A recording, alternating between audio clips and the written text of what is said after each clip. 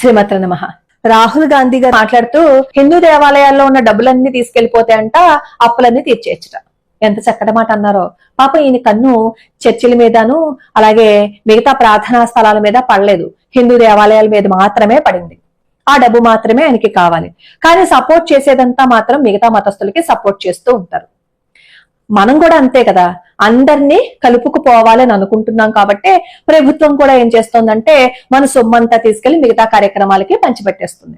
మన హిందూ దేవాలయాల్లో మనం వేసిన డబ్బులే కదా ఈ రోజు ప్రభుత్వం అందులోంచి తీసి హజ్ యాత్రకేమో ఇస్తుంది.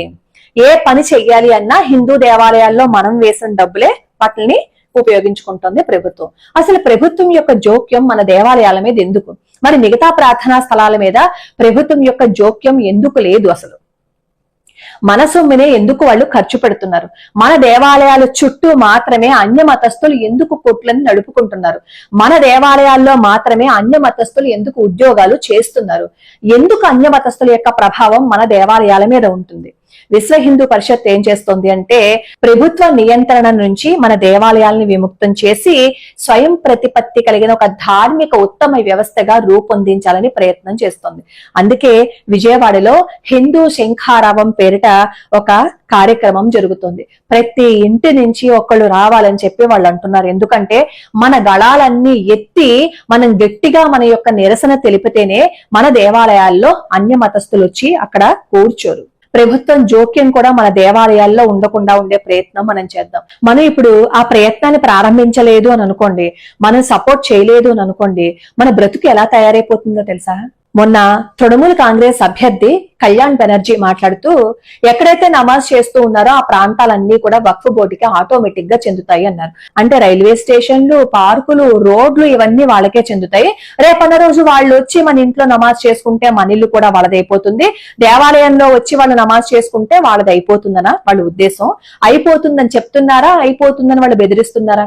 అలాగే బంగ్లాదేశ్ లో బహిరంగంగా హిందువులను పట్టుకుని వధించేయండి అని చెప్పి వాళ్ళు బ్యానర్లు పట్టుకుని తిరుగుతున్నారు. అంటే హిందువుల మీద ఎంత కక్ష కట్టేస్తున్నారో చూడండి. అలాగే బంగ్లాదేశ్ మాజీ సైనికాధికారి ఒకడు 4 రోజులు కలకత్తాను మాకు ఇచ్చేయండి, ఇచ్చేస్తే బంగ్లాదేశ్ లో మేము కలిపేసుకుంటాము అని. ప్రతి వాడు హిందువులను చంపేద్దాం, హిందువులను కలిపేసుకుందాం, హిందూ దేవాలయాలను తీసేసుకుందాం, హిందువులను ఏదో విధంగా అణిచివేసేయాలని ప్రయత్నమే చేస్తున్నప్పుడు హిందువులుగా మన బాధ్యత ఏంటి? మనం నోరెత్తి మాట్లాడాలి కదా. ముందడుగు మనం వేద్దాం. మన దేవాలయాల మీద ఎవరి ప్రమేయం ఉండకూడదు, ప్రభుత్వం జోక్యం చేసుకోకూడదు. మన దేవాలయాల మీద ఏదైనా సరే నిర్ణయం తీసుకోవాలి అంటే ధర్మాచార్యులు మాత్రమే నిర్ణయం తీసుకోవాలి. మన దేవాలయ భూములు అన్య మతస్థులకి ఇవ్వకూడదు. ఈ అంశాలతో మన విహెచ్పి ముందుకి అడుగు వేసింది. వారణాసి ఇప్పుడు మనకి వస్తోంది అన్న కారణం విహెచ్పి, బజరంగ్ దళ్ లాంటి హిందూ సంస్థలే. అయోధ్య మనకి వచ్చింది అన్న ఈ విహెచ్పి, బజరంగ్ దళ్ హిందూ సంస్థలే కారణం. ఈ రోజు మన హిందువులు ఇప్పుడు గొంతెత్తి మాట్లాడకపోతే, మన దేవాలయాల మీద ప్రభుత్వం యొక్క జోక్యాన్ని కలగజేసుకోకూడదని మనం గొంతెత్తి చెప్పకపోతే ఇప్పుడు లేస్తున్న అసాంఘిక శక్తులు మనల్ని అణిచివేస్తాయి. రేపన్న రోజు మనకి బ్రతుకు లేకుండా పోతుంది. మనం దేవాలయాల్లోకి వెళ్లి ముడుపులు మాత్రమే చెల్లించుకుంటాం, కానీ ఆధిపత్యం అంతా కూడా పరాయి మతస్థులు వచ్చి చేస్తారు. అది రాకుండా ఉండాలి అంటే మన ప్రయత్నంగా ఒక అడుగు మనం ముందు వేయాలి. అలా అడుగు వేసింది విహెచ్పి.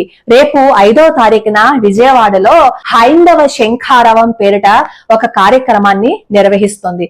హిందువులందరం అక్కడికి వెళ్దాం, వాళ్ళకి పూర్తి మద్దతుని ఇద్దాం. మనం సొంతంగా ఏమీ చేయలేకపోయినా ఒక హిందూ సంస్థ అది చేస్తున్నప్పుడు దానికి మనం మద్దతుని ప్రకటించి మనం కూడా అక్కడికి వెళ్లి మన గొంతుని కలుపుదాం. అలాగే ఈ వీడియోలో నేను ఒక నెంబర్ ఇస్తాను, ఆ నెంబర్ కి మిస్డ్ కాల్ ఇవ్వండి. అలానే నేను పాంప్లెట్స్ పెడతాను, అక్కడ క్యూఆర్ కోడ్ ఉంటుంది, దాన్ని స్కాన్ చేసి మీ ఊరు, పేరు అవన్నీ కూడా అందులో మీరు నమోదు చేసుకోండి. ఈ వీడియోని వీలైనంత ఎక్కువ మందికి మీరు షేర్ చేయండి. అలాగే ఎక్కువ మందికి ఈ వీడియో చేరేటట్లు చేయండి.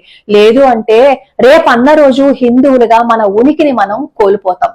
లోకా సమస్తా సుఖినో భవంతు, సర్వే జనా సుఖినో భవంతు.